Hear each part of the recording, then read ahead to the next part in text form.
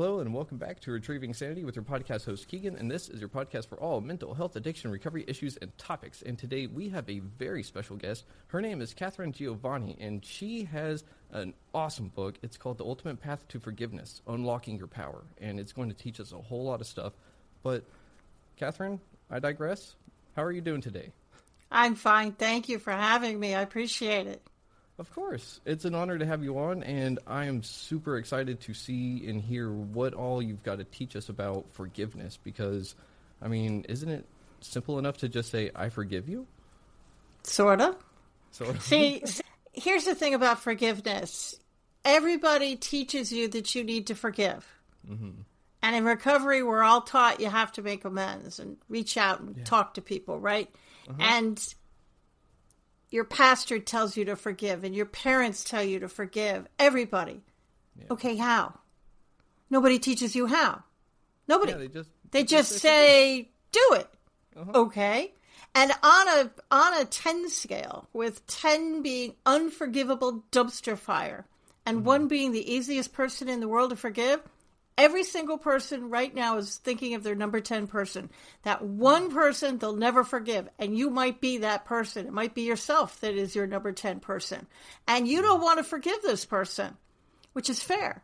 So I am the only one in the world that's going to look you dead in the face and say, you don't have to forgive the unforgivable. Why?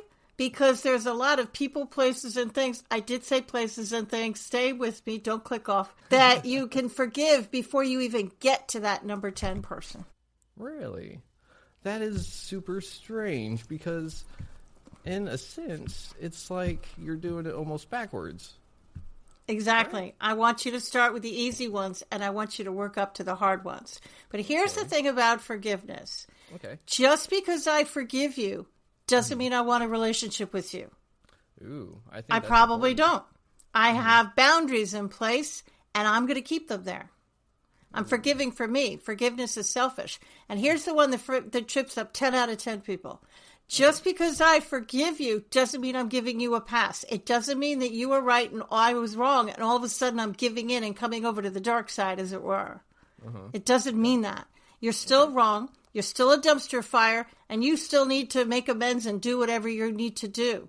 I have boundaries in place. All forgiveness means is I want you out of my head. That's it. I want you out of my head. I want to stop thinking about you. I want to stop obsessing about you. I want to get on with my life. And unlike recovery, which I do have I've been sober 35 years, but unlike recovery, you don't have to reach out and call people. Interesting. You do it in the privacy of your own home. So, that being said, you can forgive dead people. Because where they are or are not doesn't matter a lick. Because if they're alive and well in your head, you can forgive them. Huh. That is so cool. And I love how you just summarized what forgiveness really is. It's just getting them out of your head. That's it. That's all it is. It's very selfish. You do it for you. You don't do it for them. They're living their life. They're not thinking about you. They're, happy. They're doing whatever they're doing. You're the one miserable. You're the one sitting in your apartment eating a pint of Ben & Jerry's ice cream that strangely says serving size 6 on it, which is ridiculous. It should say 1. But you're the one, doing it to yourself. Buddha used to say that hatred and anger is like drinking poison and hoping the other person dies. Yeah. Yeah. That does not work well as someone in recovery myself, and you as well. We both know how resentments work, and sure we do. And forgiveness is essentially the opposite of a resentment. Would you say? It is. Forgiveness is joy. Forgiveness is freedom. Forgiveness is I want you out of my head. I'm originally from New York City, and I live in the South now. But I can promise you with every fiber of my being that we don't forget anything. So the idea of forgive and forget doesn't work with us. It's in our DNA. We're not forgetting anything. But what I can promise you is neutrality. It's going to remove the emotional charge. So you're not going to think good. You're not going to think bad. It's literally going to neutralize everything so you can breathe again. So here's why you probably want to forgive. And if you're listening to the broadcast, don't worry about it. I'll walk you through it. I'm holding a purple coffee cup to the right side of my body. This coffee cup represents anger. It represents bitterness, resentment, that kind of thing, grudges. Okay. And look at my body language. I can manage my anger really easily. It's real easy. It's not heavy. I can do this. I don't need to forgive anybody. But humans irritate other humans, and family will really mess you up. And if you don't take things out of the cup, you're going to keep pouring more resentment and more anger into the cup. Eventually, it's going to get heavy. So now I'm using two hands to hold up the cup. All right, my life has kind of stopped. Look at my body language. I can still have a conversation with you, but the anger is starting to get painful, and it's starting to filter into my conversations. And if I continue to hold on to the anger, now I'm holding it in front of my face. My life has stopped. I'm missing money-making opportunities because I'm not paying attention to them. I'm missing my dream relationship because I'm not paying attention to them. I'm completely focused on my anger. It's all I can think about. It's all I can talk about. I'm also starting to get sick and tired. I'm losing friends. Who wants to be with me? I'm negative all the time. And it's all I can think about. It's become a badge of honor. So my system and we'll go over the exact steps, but my system, by starting with the easy ones, is going to allow you to move the cup back over to the side. Now look at my body language. I haven't forgiven those number 10 unforgivable people yet, but my life has opened up, hasn't it? I'm starting to see opportunities again. And if you continue to work the system, eventually you'll be able to put the cup down. Now look at my body language. I'm free. I like that. That's a great analogy, and it's really fascinating how you just made a cup something that could be the object of resentments. Sure. That is exactly how resentments go. You just pile them on and then maybe bottle them up, and then I used to kind of toss them to the side and hope they don't explode whenever they landed, you know. Well, you toss them to the side and they end up in a back closet of your mind. And then your mind protects you like an overprotective best friend. And it closes that closet, that door, and it puts a padlock on it. Yep.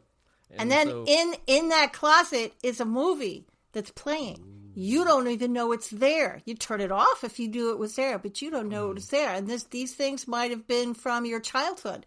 And it's not going to turn off until you forgive them. So how do we forgive the things we don't know that we can forgive? Aha! So what I want everybody to do is I want you to be alone in a room. Okay. And here's something really hard for people. I need your cell phone off. There's an off button. All right, hang on. And if you can't turn it off and you're visibly twitching at just the thought, I want you to just put it on mute. Don't have it vibrate, because if it dances in your desk, you're going to look at it. I also want you alone. So all humans, little ones, big ones, I want them out of the room. I want you alone. The dog can be in there as long as he's quiet. And I want you to get a pad of paper and a pen. Not that I'm old and old-fashioned, but there was a study done years ago at Harvard University with a group of kids. And they followed these kids through the years. Half the class was told to write to say their goals out loud to the room. The other half was told to write them down on a piece of paper. The group that wrote them down on the paper were twice as successful as the group who did not. And they followed them over the years. So magic happens when it goes from your head down your arm and you actually write it down. You're going to do this exercise in detail later, but I want everybody to write down a list of all the people they think they have to forgive. And your unforgivables are going to be the very first ones. And that's fair. They're the ones that hurt you the most. They're the ones. My father was the first one on the list. My dad, my mom, I had a couple of others, an old business partner. And they were like, oh, yeah, boom, boom, boom. Some people put themselves. And we'll talk about how to forgive yourself. So that's even more fun. But I want you to write a list, and I don't want you to judge it. And I want you to think about who you grew up with. And the kids you were in the sandbox with, and who you went to high school with. And I want you to write down names. Write them down. If you write down the name Bob and you don't remember a Bob, I don't care. Write them down. Be very easy to forgive that guy because you don't remember him, but it's on your list. No judgment. Then once you have your list together, I want you to rate these people from 1 to 10. 10 being unforgivable, 1 being super easy. Ooh, okay. And then I want you... Now, you could have 20 number 5s. I don't care. You could skip a number. I also really don't care. But what I do care about is when you start the mantra, I want you to pick the easy ones, the people you've rated a 1, and work your way up the list. Okay. So you take the first name and you look at it. And the secret sauce is coming. There's a reason why people don't stay forgiven. You keep getting triggered. Okay. And interesting. I want you to look at the name. Let's say it's somebody you grew up with in high school, right? Oh, yeah. And I want you to imagine that the person is standing in front of you. The kid you knew in high school, not the adult you might know today. I want you to see the kid. Now, here's your chance to get closure. Because remember, your number 1 might be alive or dead. It doesn't matter to me. So say anything you like. You're alone in the room. Get it out. Cry. Scream. I don't care what you do. Say whatever you want.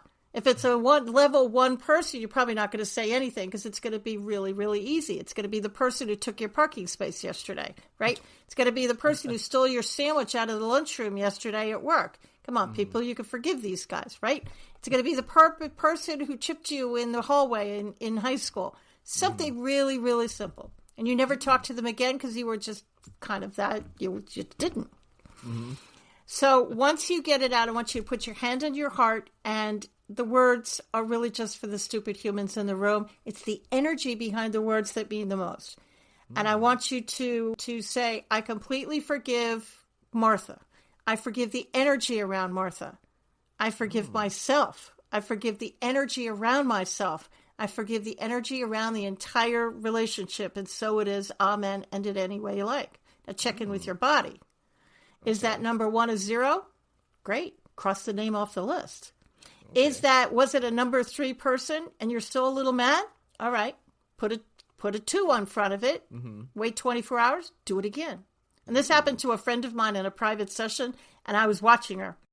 And we made the first pass. It was a level 4 person. And all of a sudden, you could see it in her face. She got really mad, and it shot up to a 10. Why? Yeah. Was there Why? something buried? Remember that closet I was talking about? Well, the magic words, she just said the magic words. And her brain said, ooh, Catherine is ready. I'm going to open up this closet and flood her with memories she didn't know was there.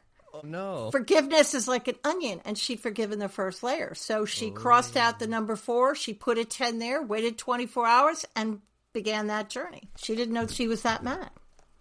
Interesting. Now, that's the magic sauce is energy. That's why people don't stay forgiven. People come up to me all the time, and they say, Catherine, I did do the work.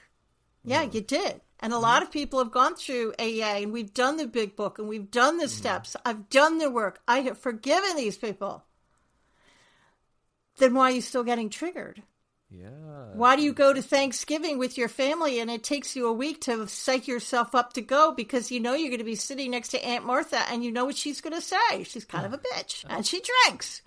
So you know what's going to happen. So why don't they stay forgiven? You didn't forgive the energy.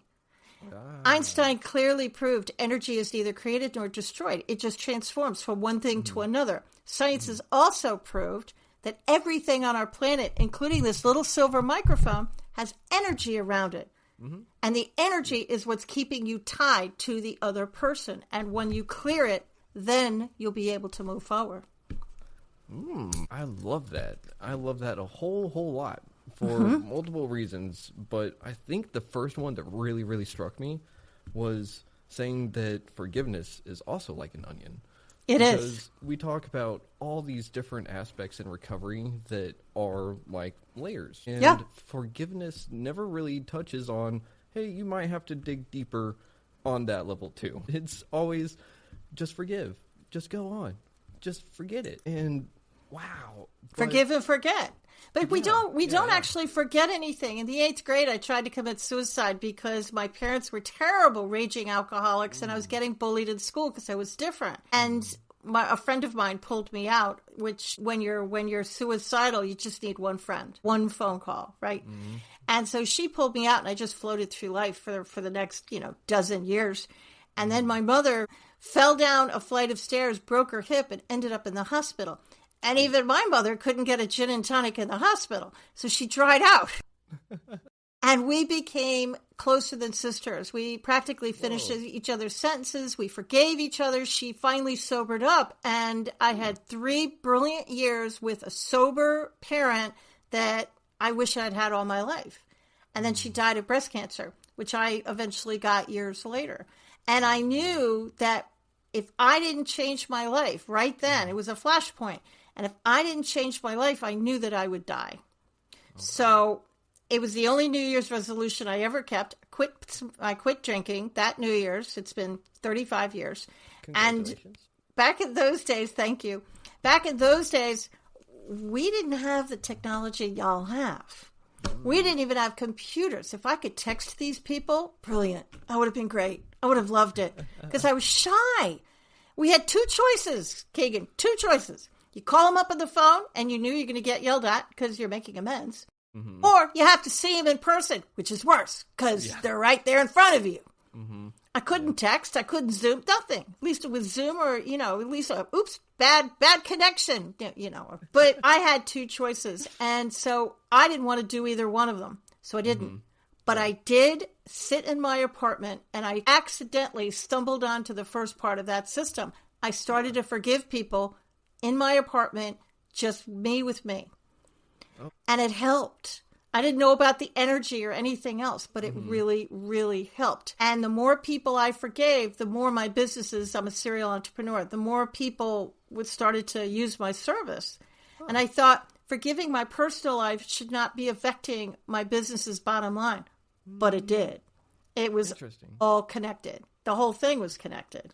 That's interesting. To see a direct correlation between forgiveness and your business increasing as well, that does speak volumes on the energetic level of how all of us are interconnected. Completely connected. And then there's the other part where I hate people just throwing these things at me and not telling me why and how. People will look at you and say, anger is toxic. Okay. I think we can all agree that stress kills and we'll get strokes and heart attacks and that kind of thing. Yep. Nobody ever answers my question. How? Yeah. So here's the how. It's a little science for the people who are struggling and really need scientific studies to back up what I'm saying. There was a study done in Japan, and it's called the Japanese Water Study. And you can Google that right online. It's right online. And it's a guy's name is Hasumoto, something like that. And what he did, and I'll say this fast just in the interest of time, he took several containers of water. One container of water, all he did was talk to it. Spoke beautiful, loving words to it. The other container of water, hate. The most hated things you can come up with, he said to this container of water. He then froze the water and put it under a microscope. The water he spoke love to had these gorgeous kind of snowflake kind of transformations. It was gorgeous. Pictures are online. It's really interesting. The water he spoke nasty things to had these black and brown sick malformations. Why am I telling you this? The human body is over 95% water. So when your self-talk is bad, when you're sitting in your crap, when you are sitting in hatred and anger and resentment and bitterness, what do you think you're doing to the water cells within your body? Just destroying them. You are destroying yourself from the inside out. You are literally destroying yourself. That's kind of the how behind it. So the alcohol was destroying one part of it, and your mindset is destroying the rest. Yeah, so you've got your mindset destroying your energy body, and then you got your alcohol destroying your physical body, and so that is really hard to come back from. So what really ticked? Since you found all of this, there was something inside of your head that made you go, that is what I should do. What was that? I think I've just always been a positive person. And even as a child, I had this habit of always seeing the light in people and to always think the good in people. And I used to get vilified for it because it was the 70s and you shouldn't be saying these things. It's a bad, whatever. Yeah. So, and my parents were drunks at the time. So I always knew that the world was not what it seemed. And it was a feeling. I'm very intuitive. But you couldn't say that out loud because if you said these thoughts, they'd slap a "you're crazy" as a bedbug sticker across your forehead and give you medicine. Yep. So I just didn't say anything to anybody. And when I got sober and I started to forgive people, I started to feel better. My body started to feel better. I wasn't as sick and tired anymore. People started to notice, so I just kept doing it. And then I went into the concierge industry. I'm a concierge and customer service trainer. I retired from that in 2020. And I had to come up with a method to allow people who couldn't leave their station to forgive customers on the spot. So I started to teach forgiveness in business workshops, which people didn't do back in the turn of the century. God, it makes me sound so old when I say that. Turn of the century. I know, I have to stop. It's awful. But in the 90s and the 80s and 90s, no, you didn't bring soft topics to business. I'm crazy. I did. And that's kind of how it all started. But when you're talking about the unforgivable, this is where it gets fun. Okay. So we'll use one of my own examples. Let's use the bully in school, right? Yeah, so I was so angry, I didn't want to forgive the bully. That's fair. And I didn't even want to forgive the energy around the bully. I just didn't want to. So I pulled apart the memory. Everything on our planet has energy around it. So you take this as a visual. You're driving to work. You get to a red light. And usually you take a left. For some strange reason, you turned right that day. You still got to work, just took a little bit different turn. Beautiful 70-degree day. Had a beautiful cup of coffee. Everything was good. Your favorite song was on the radio. And you drove by your old high school. Didn't even give it a second thought. But by the time you got to work and you had a PowerPoint, everything was ready, clients, the PowerPoint failed. You started cutting off everybody's head. You were grumpy and everybody kept saying, "What's wrong? Did you have a bad day?" And you said, "I don't know what's wrong with me. I should be on top of my game. I know what's wrong." You drove by your high school and it was a trigger. And your brain saw it. And that closet opened. And it flooded you with memories. So how do you avoid the triggers? Well, I pulled apart the memory.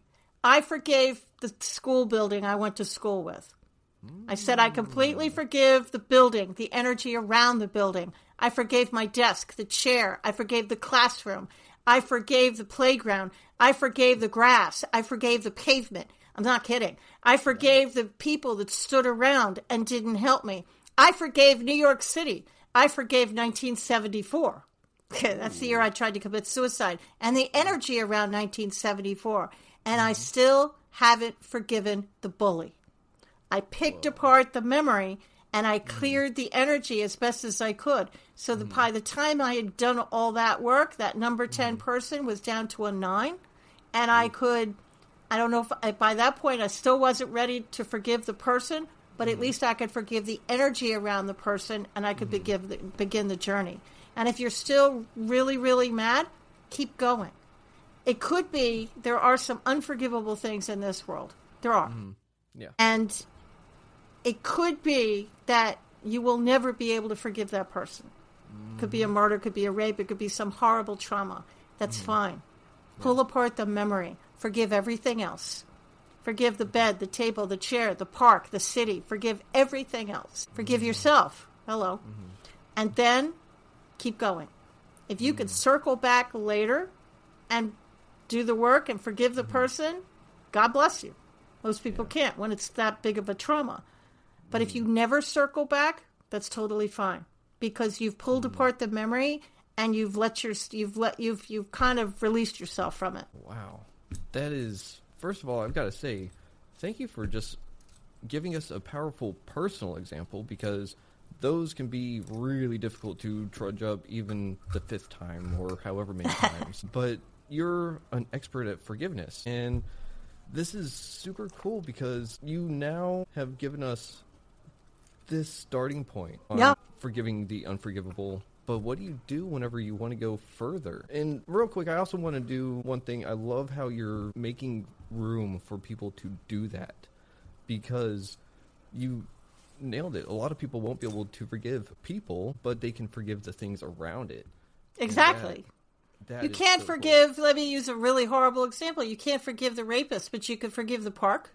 You could forgive yourself for getting in the car, going into the park, saying, accepting that dinner. You know, you can forgive the bar. You can forgive the glass that got roofied. There's all sorts of things in the memory that you can forgive. Little things, the table, the bar. And the city. You can pick it apart. The cigarette butt. There's always something you can forgive. The date on the calendar, the city you were in, the building. There's always something you can forgive. And if that's all you can forgive, that's great. Because then at least you have, let's say they brought it from a 10 down to a 8 or a 7. That's fine. That's still like 30-40% of your head that you have back. Exactly right. And don't forget, you're also forgiving the other parts of your life that you can forget. The people that you labeled from 1 to 8. You're forgiving all of that. So you're going to start to feel better. Eventually, will you be able to forgive that horrible thing? There's some unicorn people on the planet, that these hippy-dippy people that just somehow are able to forgive these things. I'm probably not your girl, but they do exist. And I feel you forgive what you can and you keep going. Now, what if you are the one that you need to forgive? Yeah, that I was about to say. What if? I wrote me first, and as soon as you said that, I was like, oh, man. I was like, crap. I want you to do the first exercise first. I want everybody to do that first one and write down the people that you think you need to forgive and go through the list. Right? Never doing more than 10 a night. I want you to do it before bed because your body heals itself when it's sleeping, because you're probably going to be really tired after you do this exercise. Do it after dinner, right before bed. And never do more than 10 a night. And if you're doing like an 8, 9, or 10 person, do 1 a night, because those water cells need to, your body's going to try and toss all that energy and all that sludge you've been holding onto for so many years. And so your body will heal itself. But if you do more than 10, do as I say, not as I did. I am an overachiever. Shocker, I know. And I do my own exercises, and I must have had 50 people down on the list, and I thought, this is going to be great. I'm going to rip the Band-Aid off. I'm going to do it all at once. And I'm going to do it all at the same time. And I'm going to wake up tomorrow a new person. Okay. No. Yeah, the universe has a terrible sense of humor. And I did forgive many people on the list. But I also spent the next 3 days in bed with what everybody thought was a stomach flu. It was not the stomach flu. It was my body. Remember the water cells? It was my body relieving me of all of those years of anger. Yeah. So only do 10 at a time, and your body will probably be able to mitigate it. If you're in the bathroom, like yours truly, you didn't eat a piece of bad fish, this too shall pass, you'll be fine. But if you are your own number 10, right? Yeah. I want you to do a second list. And this is the people you want to forgive you. So you're saying if I've done transgressions against someone else, right, I want them to forgive that transgression, even if I haven't verbally communicated it with them. Correct. You don't have to reach out and talk to anybody. This is all stuff you're doing in the privacy of your own home. Nobody has to know you're doing it. You do not have to reach out to these people. But it's the thing, in this list is a little different, because you're probably going to put names down of people you would really wish would forgive you. You're going to probably want to put situations and events, things you said that you shouldn't have said, things that you did that you shouldn't have done that led to somebody else getting hurt, whatever it is. So you may not always put a name down. You might put track meet, you might just, and that's all you need to do. You're going to have the memory. Write down anything you need. And, of course, the ugly ones will be first, because that's how our brains work. But just keep going. And then, as before, I want you to rate them from 1 to 10. 10 being ugly, 1 being easy. And then I just want you to go through the list. And the mantra is you're just going to have to flip the words a little bit. Instead of saying, I completely forgive Martha, you're going to say, I'm so grateful that Martha completely forgives me. Ooh. You're just going to flip it a little bit. That is an interesting one, and that's such a simple one that, of course, no one has seen it. But it's right in front of our face. I love it. Yeah. And if you never get to that number 10 event, that person, that reason that you drank, or whatever it is, we all have that one huge thing. That's fine. And I figured this out because my father was my number 10. He passed many, many, many years ago, but you can forgive dead people, right? So I got my dad from a 10 down to a 1. And then I sat there and I thought about it. It took me months to do, to be honest with you. And once I finally got him down to where it was forgivable, I sat there and I thought about the one thing in my life that I regret. We all have one. And mine was I've been married for 33 years, and I was so mad at my father back in those days. I actually didn't ask him to walk me down the aisle. I had my brother do it. Ooh. And he was at the wedding, and I know it hurt him.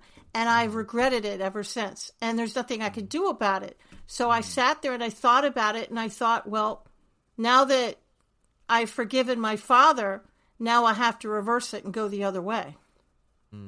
Now I have to see if I can reverse it and be forgiven for things I said to him in the heat of the moment.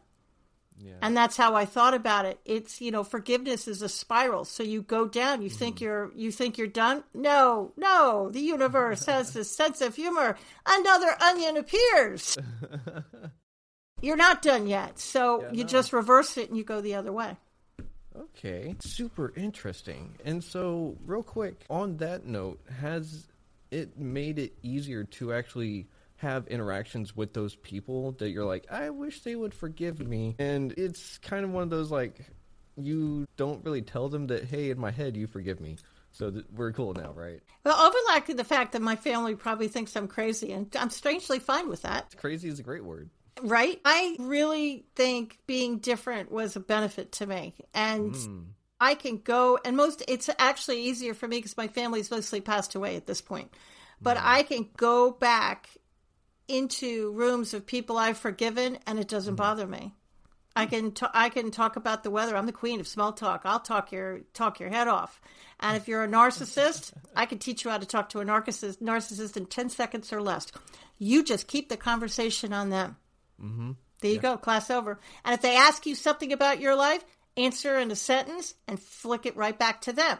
And they're going to think you're the best conversationalist ever. Well, okay. But that's how you just keep the conversation on them, and they'll be happy as a clam. And that's with family too. That's just keep it on them. Don't talk about yourself. Are you upset because they don't ask about your kids? Sure. Are they upset because they've never read your books or asked you about anything? Yeah. But after you do this forgiveness work, it doesn't matter. I can look back at my dysfunctional childhood, and back in the day, it was all I could talk about. It was my story, and I wore it like a badge of honor. Look what I survived. Look what I got through. And without my story, who was I? It's very scary. Who are you without your story? But now, I can look back at my childhood and I can see the adults that were trying to help that kid. I could see the people and the teachers that were trying to help me. I could see the love. I could see the funny stories, various ones with my parents. There weren't very many of them, but I remember a couple. So it's not that I have forgotten my past. I just have a different perspective now. And this is what is going to be offered to you. I have people telling me, I don't want to go to my past. It was horrible. I understand that. But I'm only asking you to go back once or twice more, and you're never going to have to look at it again. Then I had somebody came up to me and said there was no love there. So there's nothing to shift. Yeah. Okay? That's horrible. But there's always something. There's a spark. There was a teacher that really helped you. There was a kid who helped you when you were crying in the hallway and helped you up. There's always something. There was an animal, maybe your dog, where you could hug your dog once in a while. There's always love that you can point to, even if it's only one or two things. Those are the things you'll remember. And if you don't remember any of those things, that's all good. The memory will be gone. You don't have to go back there. Huh. So you're saying even if I forget the thing that I loved, the memory's gone and we're good? No, if there was no love, I have a lot of people coming up to me and said my childhood was so horrific. There was nothing. There was no love. There was nothing. Gotcha. And there's always something, but even if there really was nothing, well, you've neutralized the memory. It's gone. It doesn't haunt you. Okay, I see what you're saying. Yeah. So that's it. Okay, so essentially, without the negative, it's a positive. So there we go. It's gone. Yeah. So whenever you actually sit there and you have this onion popping up all over the place. Did you find yourself having a field of onions all of a sudden? Like, oh, hey, I got an onion over here, an onion over here. Or was it more like you were really methodical and only focused on one? You mean that field of banana peels I found myself in at one point? Yeah. Yeah. You get up and you slip on another one of the damn things. Back down you go. Yeah, I've been there. Been there. And you deal with it one at a time. And I do this practice every night. And I still do it to this day because there's always something you can forgive. You can forgive anything. You can forgive politicians, dare I say. I'm not going there. You can forgive the war in the Middle East. What's it going to do for the war in the Middle East? Absolutely nothing. But it's going to do wonders for your head. Anything on CNN you could forgive. Anything in your life you could forgive. There's always something to forgive, and that's going to make you feel better. Here's what's going to happen. Like energy attracts like energy. So as you start to feel better, people are going to notice. They're going to say, did you lose some weight? Something about you. You're just different. You look so good today. And you could tell them or not. And so you're going to be attracting into your life people that think like you, healthier people that want to see you move forward. But on the other side of the coin, you're also going to have some jackrabbits. These are the people that have been rolling with you for a while. They don't want to see you get healthy, and they certainly don't want to get healthy themselves, so they leave. Ooh. I had a couple jackrabbits. I've never heard from them again. They're just gone.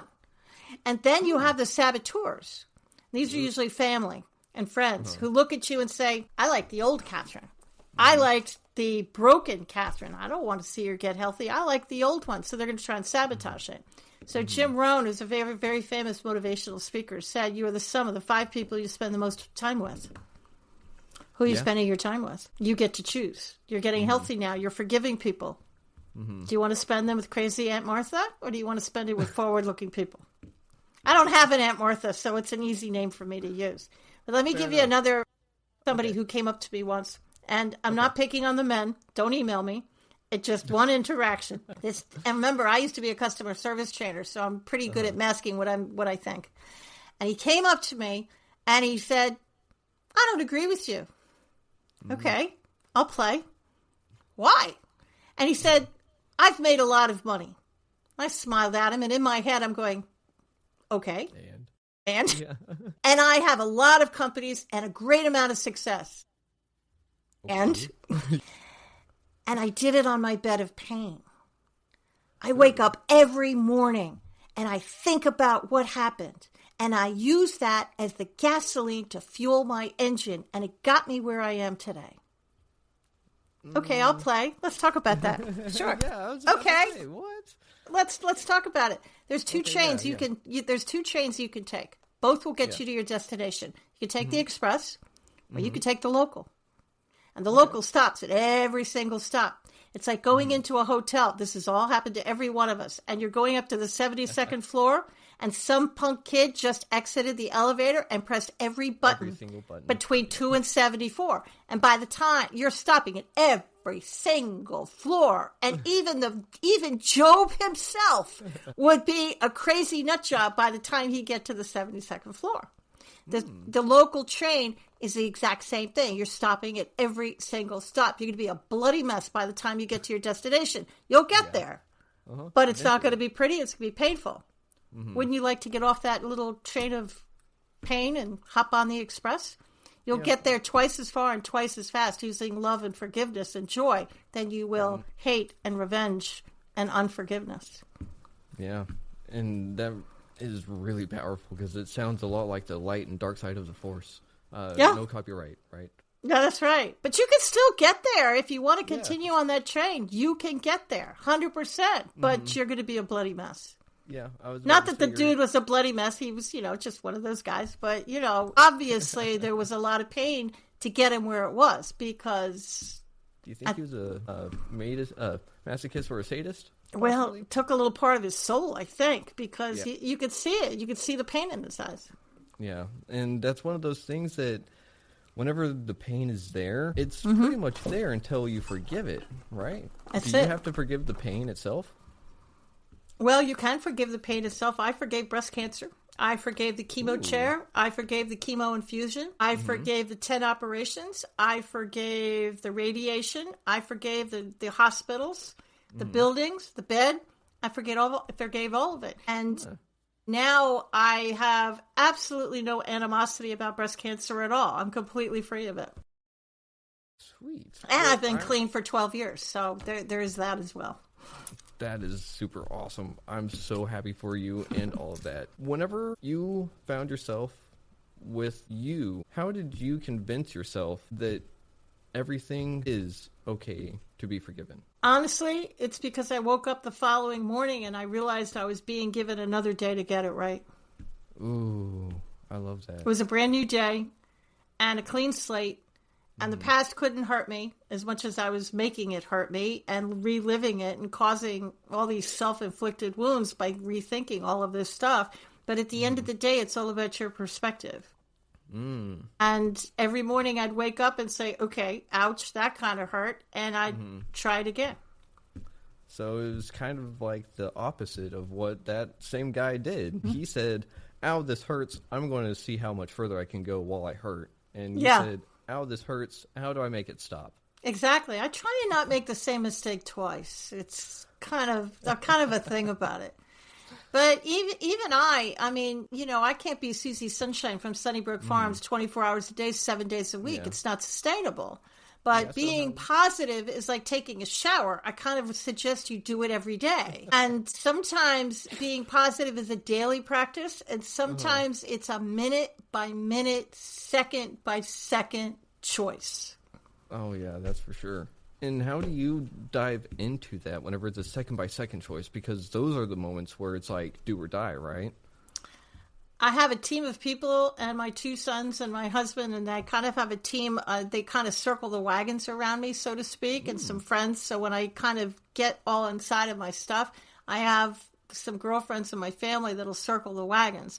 When I was alone back in the day, it's just something, I'm very intuitive. So it was just a thought that would come to my head, or I'd see a movie that would cause me to just shift my perspective. It was a matter of shifting my perspective. And at the end of the day, I got sick and tired of being sick and tired. That's really what it amounted to. I was just sick and tired of feeling like that. And I thought, I'm meant for bigger things. You know, I'm not meant to live in a refrigerator box on the street. I'm not meant for that. None of us are. It's not our birthright.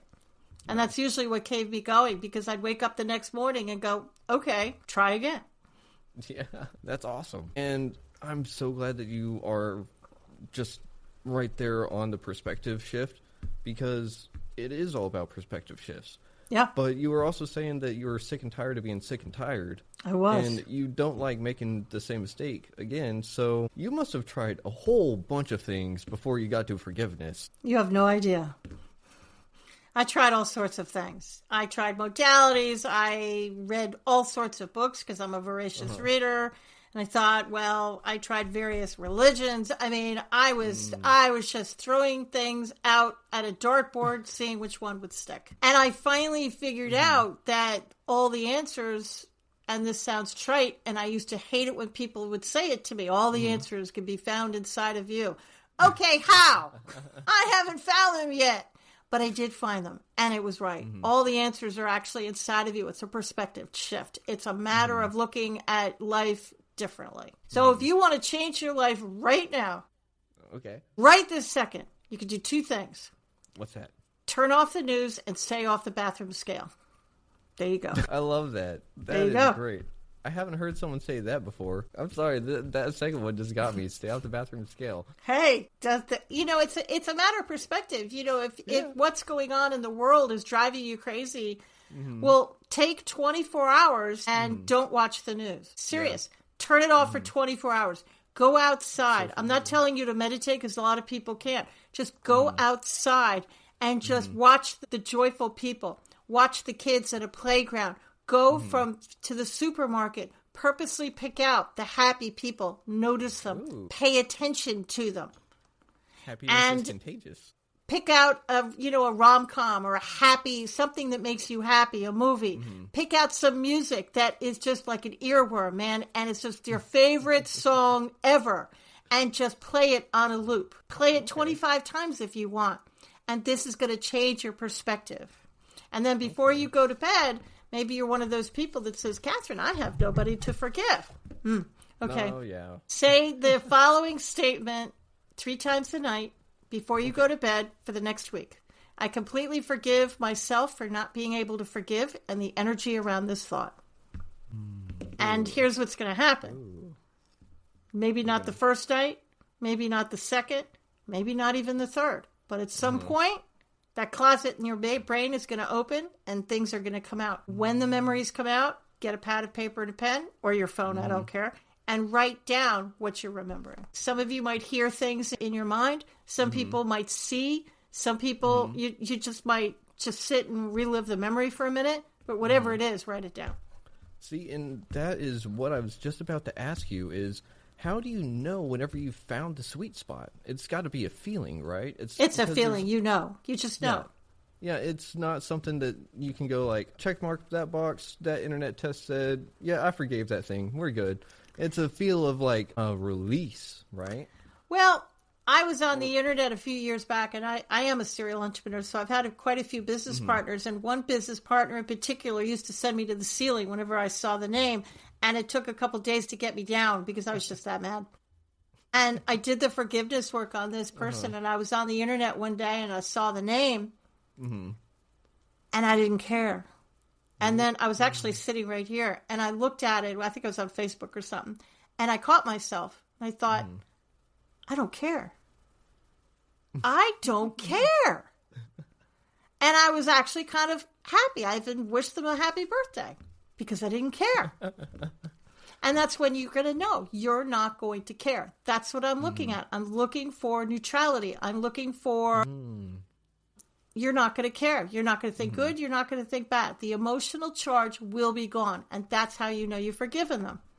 And so what if someone said, well, what about if this story changed just a little bit? What if that memory was a little bit different? There's still a little bit of emotional charge there. Even if it's a positive trying to change the situation, it's still sitting there if they're positive towards it or wanting something to come out of it, essentially, right?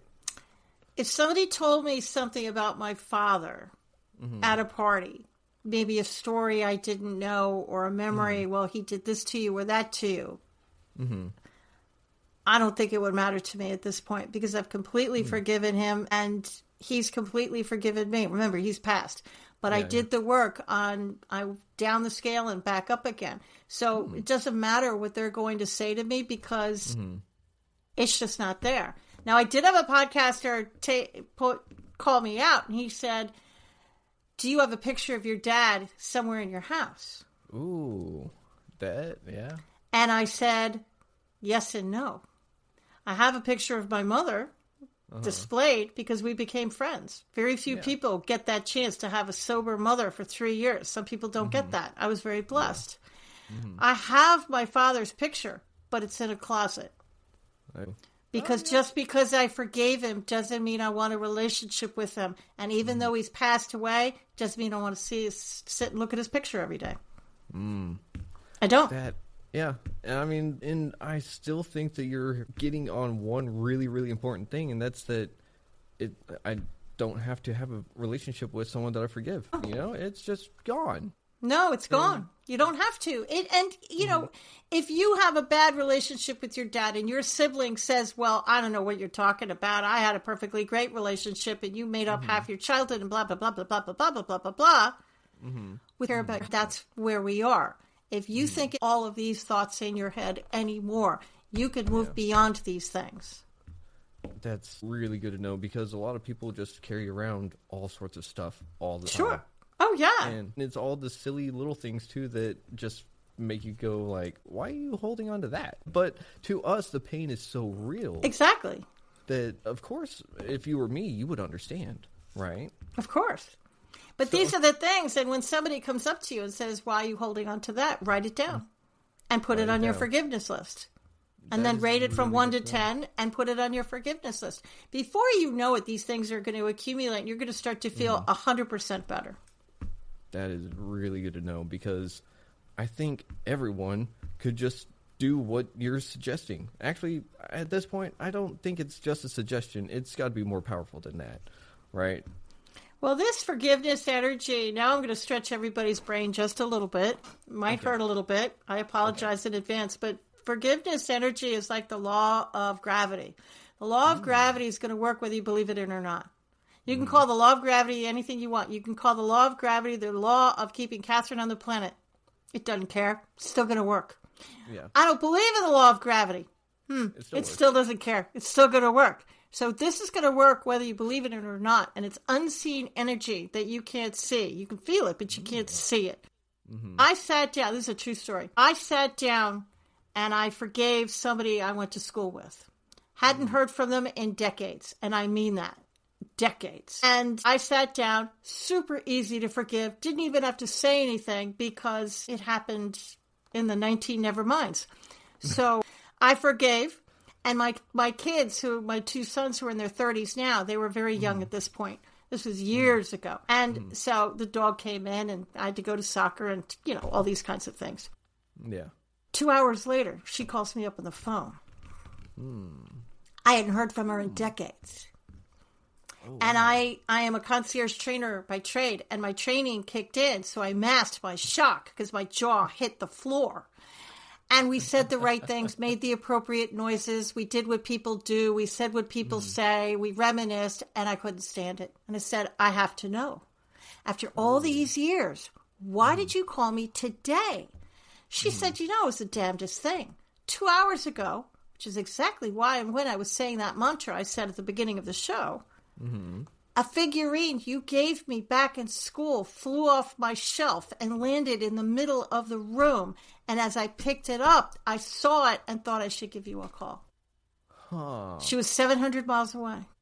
Whoa. If forgiveness has the power to move that figurine 700 miles away for a level 1 person, and it has the power to change the molecules in the water cells within your body, imagine what it's going to do when you get to those higher numbers. Imagine how your life is going to change. Imagine how you're going to feel. That is crazy to think about because holy cow. It's a true story. That is, that would be way too cool. Like, I hope that she had like one of those Ring cameras or something in that room. She did not. It was a long time ago and we didn't have that stuff back then. Well, yeah. I'm just thinking. No video evidence of some of this stuff, which some of it I'm actually kind of grateful, but yeah, no video evidence. But that is super interesting that it could happen 700 miles away on a level 1 person. Yeah. And like you said, if that happens on level 1, level 10, or even level 3 is breaking my mind with what it could be possible. Because it's kind of like how much has myself and the things I've held onto really held me back.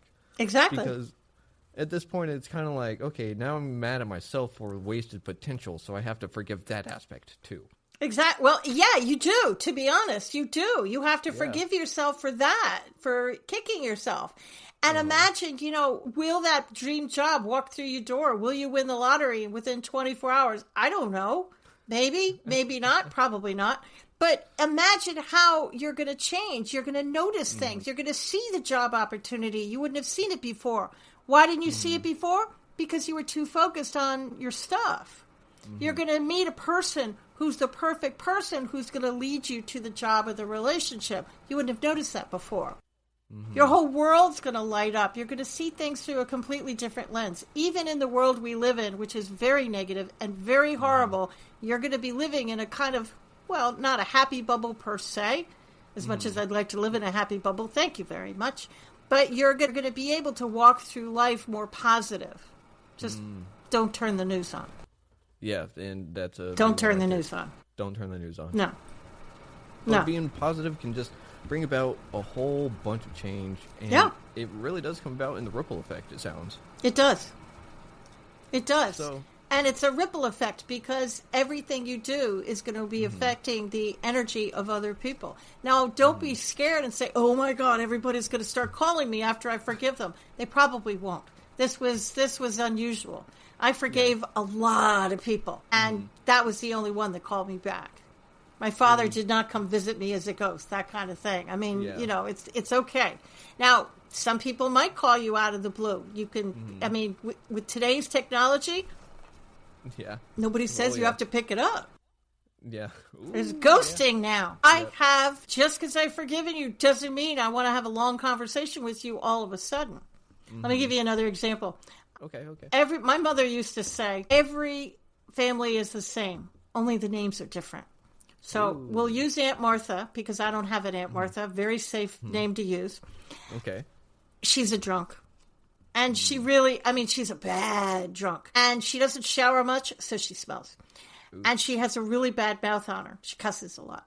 And every Thanksgiving, your parents, bless their heart, sit you next to Aunt Martha. And she loves to push your buttons and make you mad. It's what it makes her happy. And the more angry people get, the happier she gets. My father was the same way. And so what are you going to do? Usually it takes you a week to psych yourself up to go to the family party because you know she's going to be there. You know what she's going to say. And then it takes you 2 weeks to come down from it. So that's like a month. What do you do? Okay, about a month or so prior to whatever you have to do, the wedding, the funeral, I don't know what it is. I want you to pick apart the memories. Take one memory and pick it apart. I want you to forgive the table you all sat at. I'm not kidding. Forgive the food on the table, the chair you sit in, the chair she sat in. We're not forgiving Aunt Martha yet. We're forgiving the memory. Forgive the room that it was in. Forgive the house that was in. Forgive the city. Forgive the car that drove you there. And then check in with your body. You still mad? Of course you're still mad. Okay, well, maybe it's down a little tick. Maybe, it's gone down from a 7 down to a 6. Still haven't forgiven Aunt Martha. Okay, pick another memory. Do it again. Can you forgive Aunt Martha? No. Forgive the energy around Aunt Martha. And do that every few days for a few weeks, using different memories. Maybe by using that, you get her down to a 5 by the time the wedding comes. What's going to happen? She's still going to be there. Yeah. She's still going to be drinking. Yeah. She's still going to be, Aunt Martha, I'm going to push your buttons. I'm going to make you mad. But here's the trick. It's not going to work this time. You're not going to care. In fact, you'll probably laugh at her. And here's the real fun part of this whole thing. There's some entertainment value here. I have a very dark sense of humor. And the angrier she gets because she's not pushing your buttons and getting the usual reaction, well, the happier I get, because this is just entertaining now, because she's going to get all bent out of shape, because it's not going to affect you. You're not going to care. She's still level 5. You probably still have work to do, but you really won't care. You just won't. And everybody's going to say, what's wrong with you? It's like, what's wrong with her? It's not me. You're going to have a different perspective. Yep, I was about to say your perspective shift is just happening right there. Yep. And I love it. You won't care. Will it change Aunt Martha? No. Will you be able to get her to a rehab? Probably not. They have to want it, right? You can lead a horse to water. You can't make it drink, but you could try, Yep. I had somebody who said their mother needed my book, and I said, what are you going to do? She said, I'm going to buy your book and leave it on her coffee table. And I followed back with her, and I said, what happened? She said, nothing. I said, what about the book? Still there, but at least it makes me happy when I go over, and it reminds me to be nice to her. I thought it was really funny. That is great. I love that. We are right near the end of this episode. So real quick, do you got any shout outs that you'd like to do for yourself? Any businesses? Who else are you grateful for in your forgiveness journey? I'm grateful for a lot of people. I have a great, inner circle around me. And I'm kind of crazy. I have written a lot of books. And if you go to my website, which is KatharineGiovanni.com, and Catherine is spelled very odd, thanks to my mother, Katharine, Giovanni.com. I've got private sessions in there, all sorts of books in there that will help you out. And I'm very, very, very intuitive. So there's some very intuitive kind of things with my private sessions. Okay. So KatharineGiovanni.com. And then is there anything someone cannot reach out to you about? No. Okay.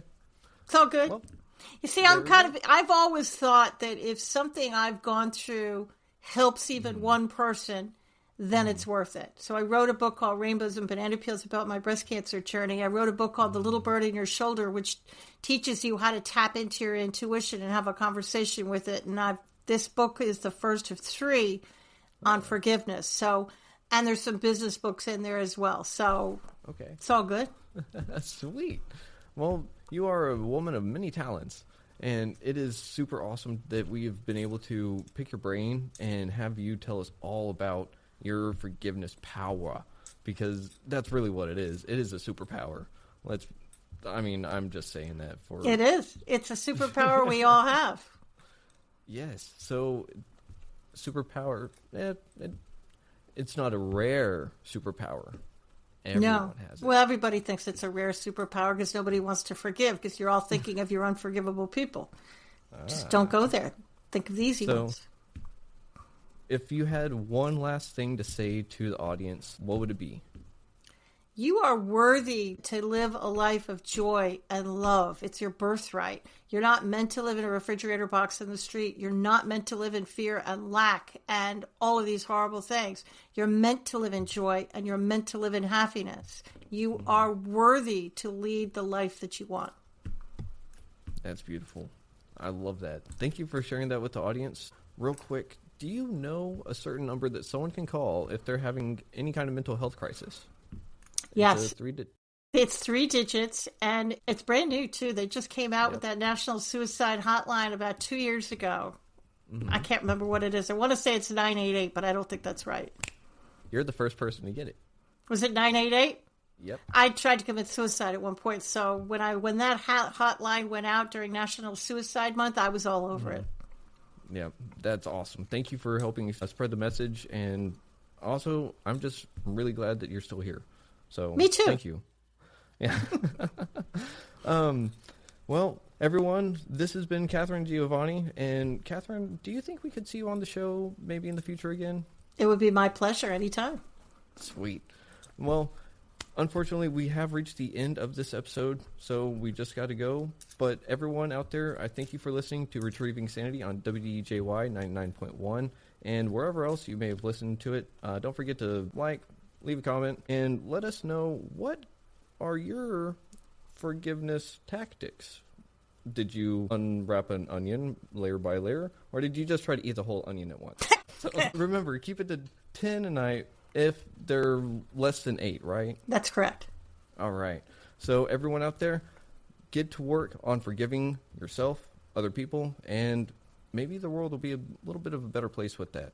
So with that, thank you again for listening, and we'll catch you next week. Shalom.